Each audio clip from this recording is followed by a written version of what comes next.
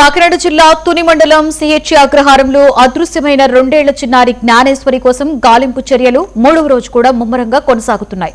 ఈ అన్వేషణలో తాజాగా ఒక కీలక పరిణామం చోటు చేసుకుంది.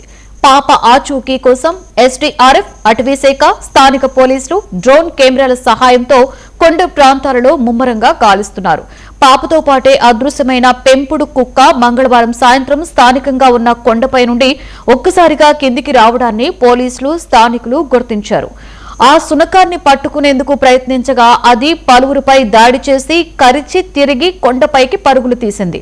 పెంపుడు కుక్క వెళ్లిన మార్గంలోనే పాప జాడ దొరుకుతుంది అనుకున్న ఆశతో పోలీసులు, అటవీ శాఖ అధికారులు ఆ కుక్కని అనుసరిస్తూ కొండపైకి వెళ్లి గాలింపు చర్యలను మరింత వేగవంతం చేశారు.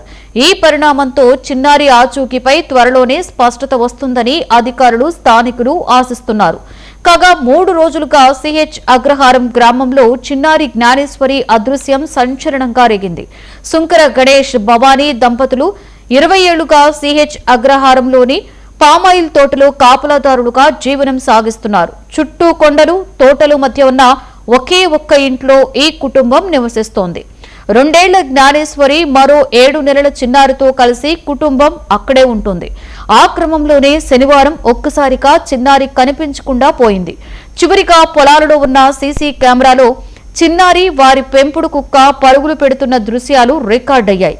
ఇక చిన్నారి ఆచూకీ కోసం పోలీసులు, అధికారులు తీవ్రంగా గాలిస్తున్నారు.